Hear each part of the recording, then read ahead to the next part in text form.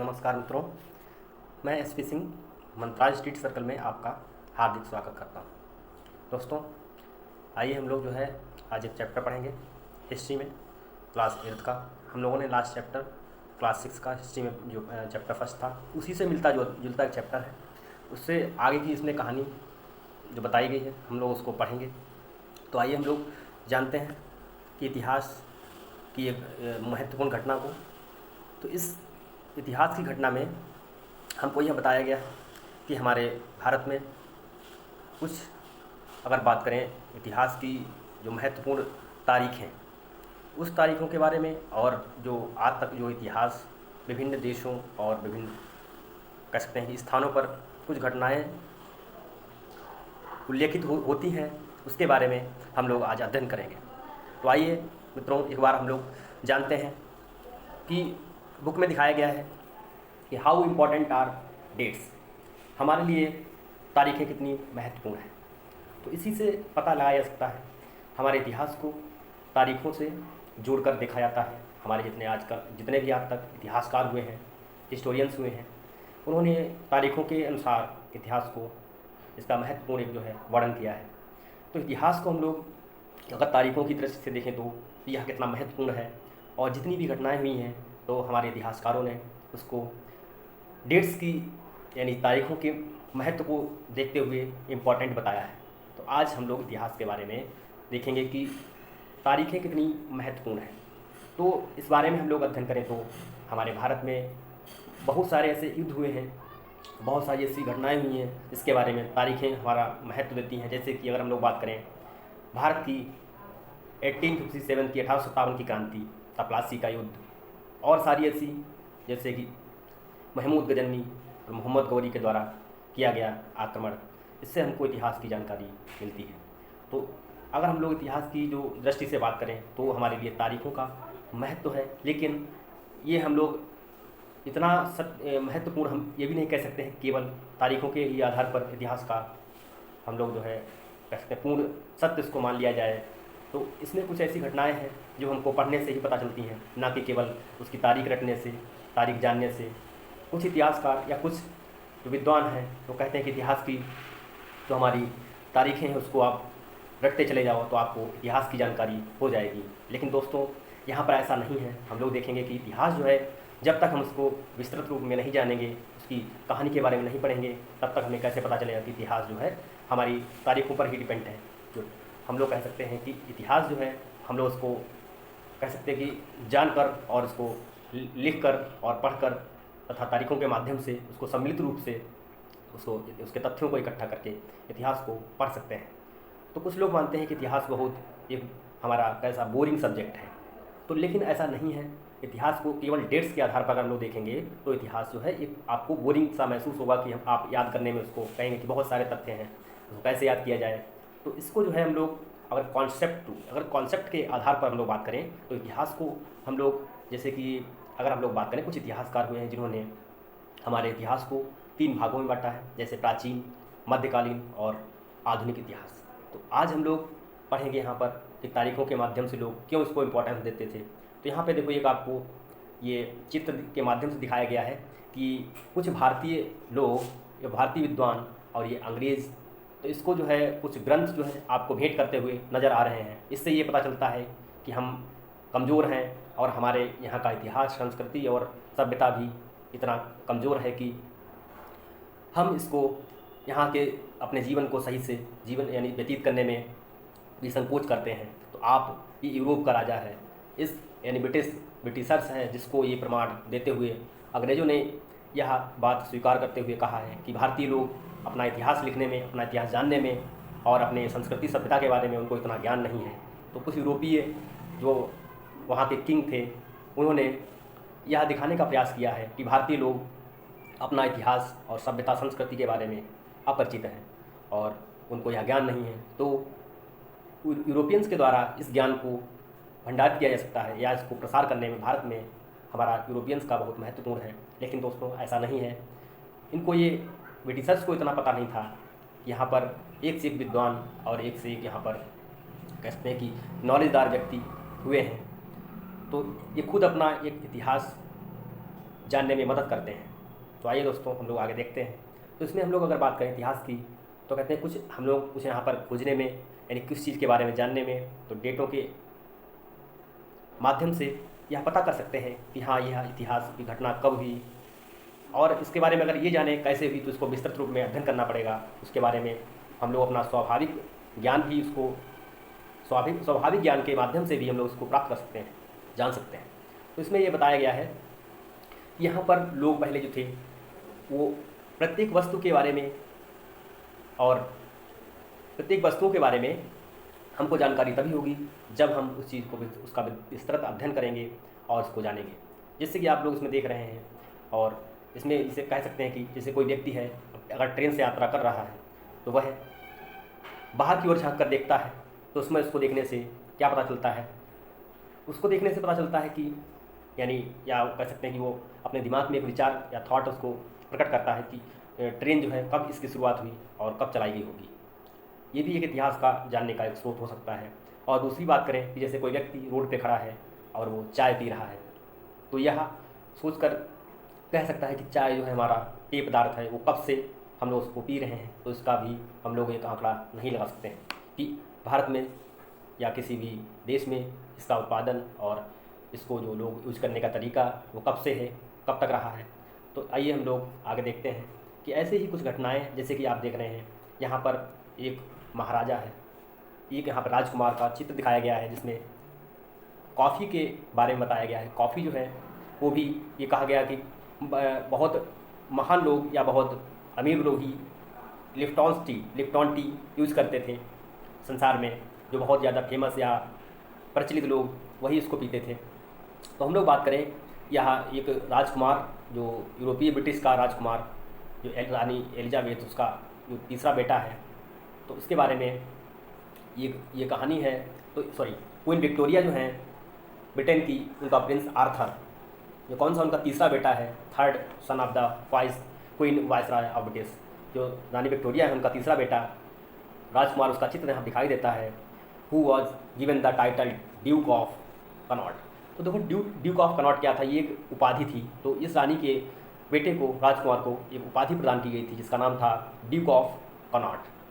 तो इसके माध्यम से पता चलता है कि बहुत जो हमारे यहाँ भारत में जो ऐसे बहुत सारे राजा और महाराजा हुए हैं यहाँ पर, या कुछ ऐसे औपनिवेशिक लोग जो कहते हैं अदर कंट्री के जो बहुत महान लोग होते थे, वही इस चाय को प्रयोग करते थे। लेकिन हम इसको कैसे प्रमाणिक मान सकते हैं? तो ये दिखाने का प्रयास इस चैप्टर में दिखाने का प्रयास किया है अंग्रेज़ों ने, यूरोपियंस ने। ये अंग्रेज़ लोग काफ़ी बुद्धिमान और काफ़ी फेमस थे। अब हम लोग बात करें विच डेट्स, कौन सी तारीख है, किस तारीख की बात करें। तो यहाँ पर हम लोग तारीख की ऐसी बात करें जैसे कि हमारे भारत में अंग्रेज़ों का शासन रहा है, ब्रिटिशर्स का शासन रहा है, सबसे पहले अंग्रेज़। लेकिन हम लोग यहाँ पे बात करें तो जाने कि भारत के इतिहास, जो आधुनिक भारत का इतिहास है, वो अंग्रेज़ों के आने से नहीं शुरू होता है, बल्कि अंग्रेज़ों के जाने से शुरू होता है। जब अंग्रेज़ यहाँ से गए हैं और ब्रिटिश ईस्ट इंडिया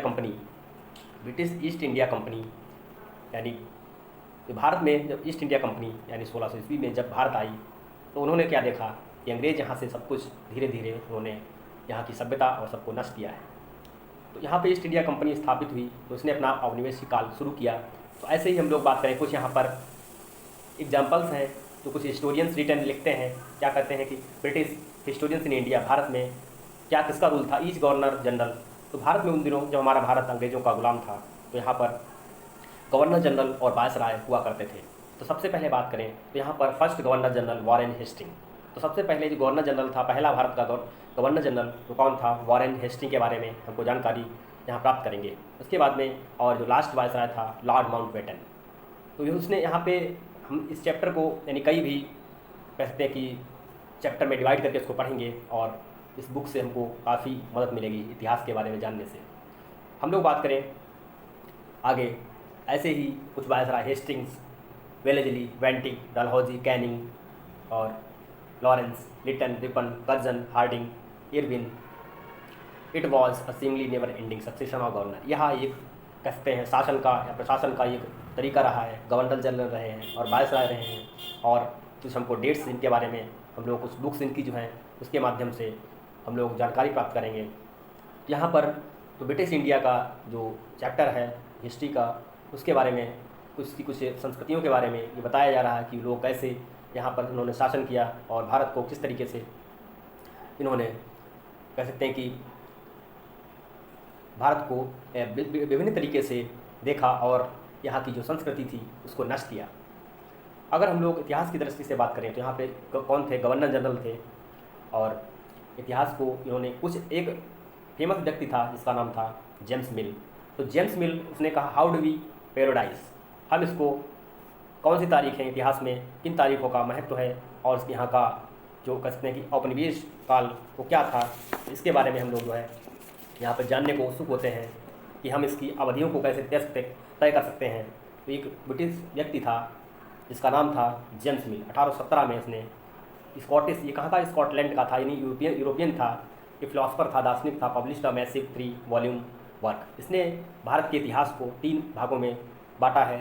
सबसे पहले हम लोग बात करें Indian history into 3 periods, Hindu, Muslim और ब्रिटिश।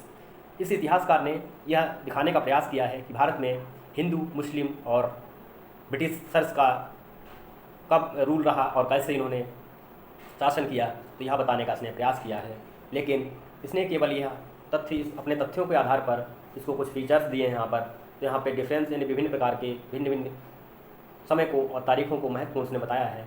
तो इसकी दृष्टि से हम लोग देखें तो मिल ने क्या किया है कि अपनी यूरोपियन सभ्यता को दिखाने का प्रयास किया है। तो उसने ये बताया है कि हम अगर ब्रिटिश लोग यहाँ पर इंडिया में आए हैं तो इसका मतलब ये था कि यहाँ पर हिंदू और मुस्लिम नेपोस रूल्ड द कंट्री, भारत में शासन करने में असफल हुए और आपस में लड़ते रहते थे। Religions intolerance, caste rules the superstitious practices dominated. यहाँ पर हम लोगों ने यह जानने का प्रयास किया, देखा कि यहाँ पर जो है भारत में काफ़ी जो ब्रिटिशर्स हैं वो उसकी संस्कृति को जानने में असफल रहे हैं। उनको यह पूर्णतः ज्ञान नहीं था, या कह सकते हैं कि पूर्णतः ये लोग सभ्यता से परिचित नहीं थे। यहाँ के जो संस्कृति, उन्होंने सबसे पहले वहाँ के यूरोपियंस के मैनर्स थे, उसके तौर तरीके थे, उसका जो आर्ट कल्चर था, इंस्टीट्यूशन था, लॉ इन इंडिया स्थापित किया। यानी यूरोपियंस ने अपने जितने सारे नियम और कानून कायदे और संस्थानों के बारे में यहाँ पर स्थापित करने को उसने सोचा। तो उसमें कुछ फैक्ट को मिल के द्वारा बताया गया है कि लोग पहले जो है काफ़ी इनलाइटमेंट, यानी कहते हैं कि प्रभावित हुए हैं, और इंडिया में जो है जो लोग शासन करने में भारतीय जो है वो कैसे असफल थे, और भारतीयों के द्वारा यहाँ पर यह दिखाया गया है। हिस्ट्री की बात करें तो हिस्ट्री में कुछ ऐसे जो सभ्यता का प्रतीक है जो ब्रिटिशर्स के द्वारा दिखाया गया है, यहाँ पर जो है हम लोग आज इसको कॉन्सेप्शन वाई एक्सेप्टेड टुडे, आज हम लोग उसको कैसे जानते हैं। तो बहुत सारे, अगर बात हम लोग करें हिस्ट्री में, कुछ ऐसा जो पीरियड था तो हिंदू और मुस्लिम, इसको हिंदू और मुस्लिम के बारे में उसने बताया है कि लोग यहाँ पर, या उसकी संस्कृति है वो किस तरीके से यहाँ पर प्रसारित हुई। तो यूरोपियंस ने अपने तौर तरीक़ों को, अपने कह सकते हैं संस्कृति को यहाँ स्थापित करने में वो काफ़ी कह सकते हैं सफल हुए, और उन्होंने भारतीयों को यह विश्वास दिलाया कि हम आपकी संस्कृति, सभ्यता और आपको रहने का तरीका हम सिखा ही देंगे। लेकिन दोस्तों एक ऐसी यहाँ पर बाद में घटना होती है जिसके माध्यम से भारतीय हमारे पहले ही समझते थे, लेकिन यहाँ पे कुछ, अगर हम लोग इतिहास की बात करें तो हमारे भारत को अंग्रेज़ों ने 200 साल तक बात करें कि प्रभावित रखा और अपना शासन स्थापित रखा भारत में। इसका महत्वपूर्ण जो इफेक्ट देखने को मिलता है, यहाँ के जो राजा थे या किंग थे, वो क्या होते थे, यहाँ पर कह सकते हैं कि उनमें यूनिटी नहीं थी। क्या नहीं था? वहाँ पे एकता नहीं थी यहाँ पे राजाओं में, इसीलिए एक दूसरे आपस में ही लड़ते रहते थे। इसीलिए अंग्रेज़ जो है अपना राज था, अपना रूल था करने में वो सफल हुए। तो यहाँ पर आगे हम लोग जानते हैं कि यहाँ पर जो कह सकते हैं कि और बहुत सारे ऐसे हिस्टोरियंस हुए हैं, तो उन्होंने इतिहास को 3 भागों में बांटा है। कह सकते हैं कि मिडवल, मध्य, एंशिएंट प्राचीन, मध्य और मॉडर्न आधुनिक, इसको 3 भागों में बांटा है। और अंग्रेज़ों ने, मैंने बताया था जैसे कि उन्होंने भी हिंदू, मुस्लिम, जेम्स मिल, ये फैक्ट है यहाँ पर, एक इसको हम लोग नोट भी कर सकते हैं कि जेम्स मिल व्यक्ति था, उस जेम्स मिल ने उसको, भारत को यहाँ पर 3 पार्ट में इतिहास को बांटा है, यानी हिंदू और मुस्लिम और उसके बाद में ब्रिटिशर्स। ये दिखाने की कोशिश की है कि यहाँ पर हिंदू और मुस्लिम को किस तरीके से सभ्य बनाने में ब्रिटिशर्स सफल रहे हैं और कितना उन्होंने सभ्यता का परिचय दिया है। लेकिन ऐसा असंभव है कि हमारे भारत में लोग सभ्यता से परिचित नहीं थे। तो यहाँ पर एक बात करें हम लोग लिबर्टी, इक्वालिटी, समानता, और यहाँ पर जहाँ साइंस की और विज्ञान की बात करें तो यहाँ पर जो मध्यकालीन लोग थे, यहाँ पर modern society did not exist, तो यहाँ पर हम लोग बात करें कि हमारी जो संस्कृति और सभ्यता, भारतीय सभ्यता है, वो काफ़ी प्राचीन है। और कुछ इतिहासकार ये लिखते हैं यहाँ पर, जैसे कि मैंने बताया था, जेम्स मिल, उसने ये दिखाने का प्रयास किया है इतिहास में कि जो भारतीय थे वो शासन करने में असफल थे, इसीलिए वह हिंदू और मुस्लिम आपस में क्या करते थे, झगड़ते रहते थे। तो उन्होंने अपने शासन में हिंदू और मुस्लिम की एकता का प्रसारण किया है। तो और उसके बाद में आगे हम लोग जाने कि many historians therefore refer this period as colonial. जो कॉलोनियल मीन्स होता है जो औपनिवेशिक, यानी व्हाट इज़ कॉलोनियल, औपनिवेशिक काल क्या है, और इसको हम लोग जानेंगे। जब भारत में यानी कह सकते हैं जब ब्रिटिश ईस्ट इंडिया कंपनी आई और उसने अपना शासन स्थापित किया और उसने ये दिखाने का प्रयास किया कि यहाँ पर कह सकते हैं कि यहाँ की सोसाइटी और यहाँ की जो रिवेन्यू, राजस्व जो है, उसको कह सकते हैं गुड्स, जो वस्तुएँ थी यहाँ की, जो लो प्राइसेस प्रोड्यूस क्रॉप्स। तो सबसे पहले अगर बात करें औपनिवेशिक जो स्थापित करने से पहले, तो यहाँ की संस्कृति, सभ्यता और विज्ञान, ज्ञान विज्ञान और सोसाइटी, समाज के बारे में इसने जानने का प्रयास किया। उसके बाद इसने अपना औपनिवेश स्थापित किया। और हम लोग अगर यहाँ की जो डेफिनेशन की बात करें कि you will also come to know about the changes British rule brought about values, tastes, customs and the participate when the subjugation of one country by another leads to their kinds of political, economic and social culture change. We refer to the process of colonization. तो औपनिवेश क्या है या औपनिवेश किसे कहते हैं? तो यहाँ पर यानी कि हम लोग बात कर सकते हैं कि एक देश का दूसरे देश पर राजनीतिक और आर्थिक और सामाजिक रूप से शासन स्थापित करना ही क्या कहलाता है? औपनिवेश कहलाता है।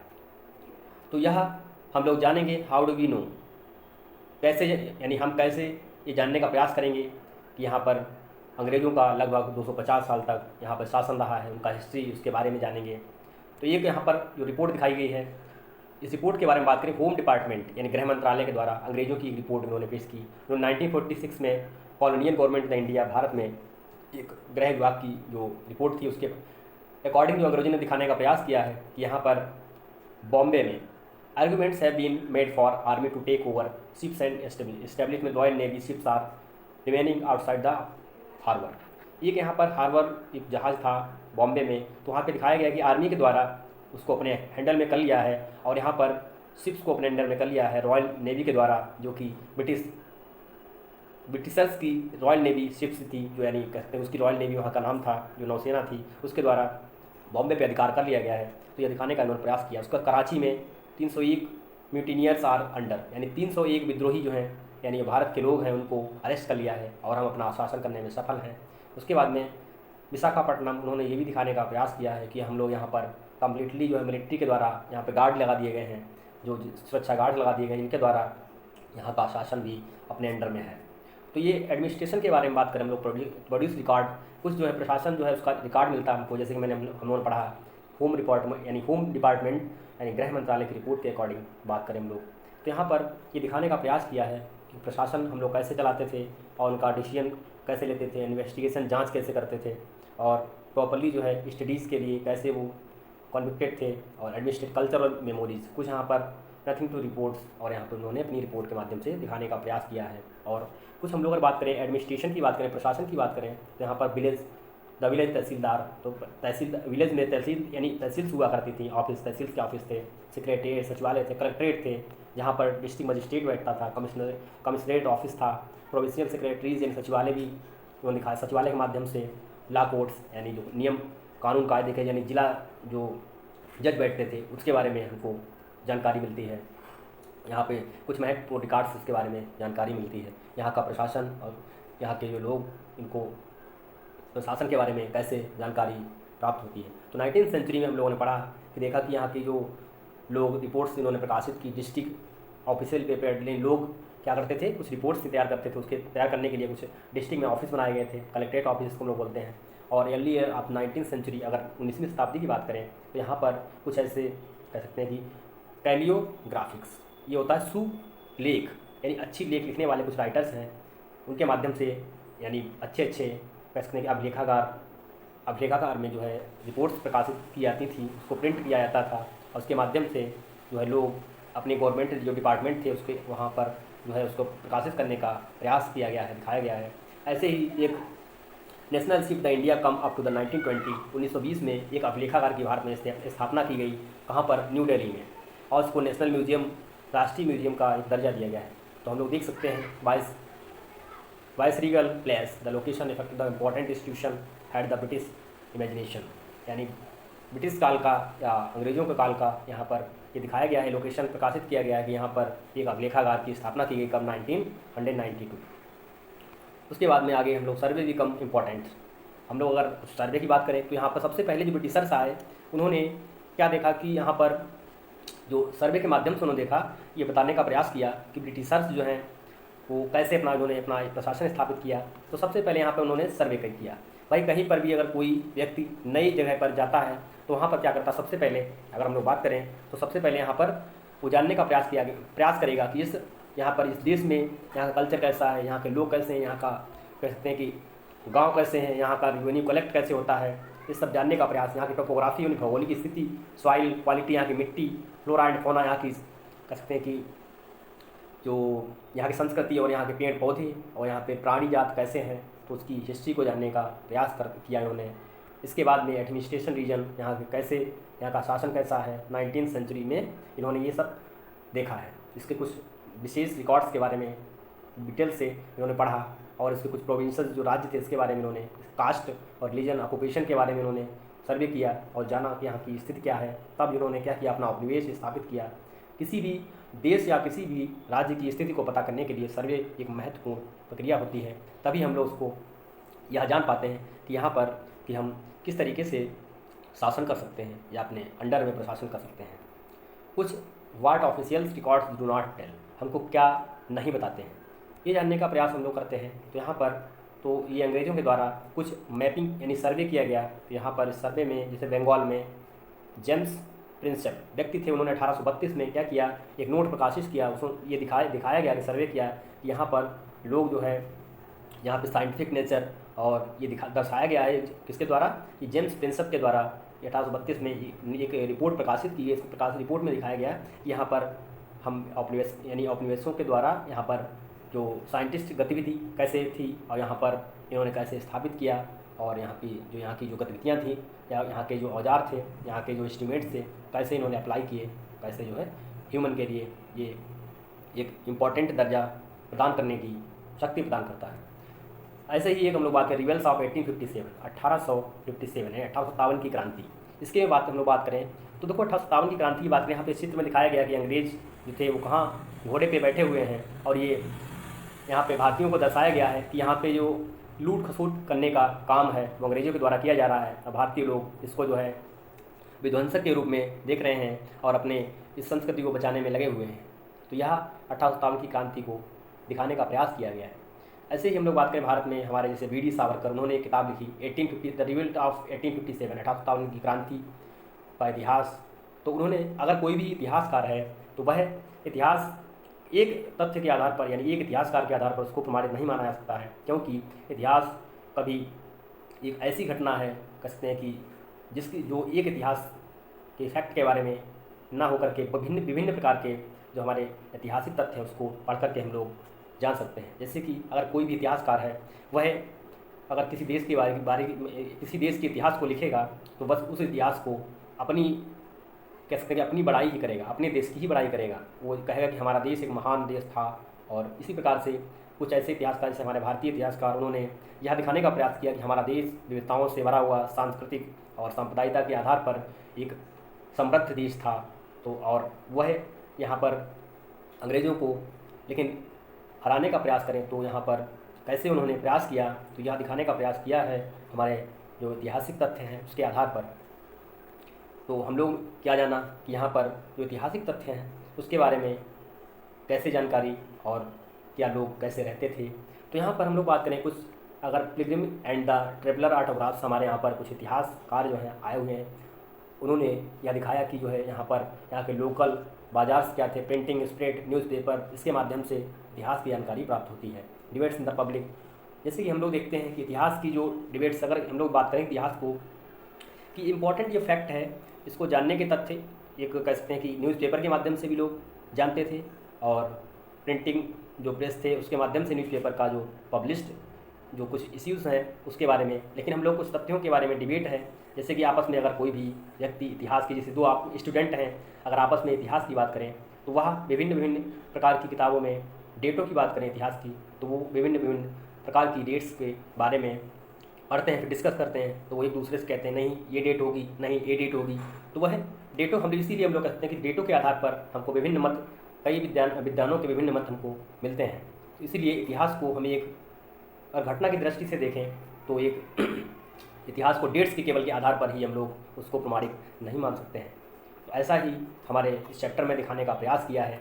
इसने अंग्रेज़ों ने तो यहाँ पर इसकी संस्कृति के बारे में, और हम लोगों ने जाना यहाँ पर इसका यहाँ का इतिहास क्या था। तो ये एक महत्वपूर्ण रिकॉर्ड्स के बारे में और कुछ सर्वे के माध्यम से यहाँ पर दिखाने का प्रयास किया गया है कि यहाँ की जो संस्कृति थी और यहाँ के जो कुछ अभिलेखागार थे वो यानी कब 1920 में इसको स्थापित किया गया किसके, अंग्रेज़ों के द्वारा।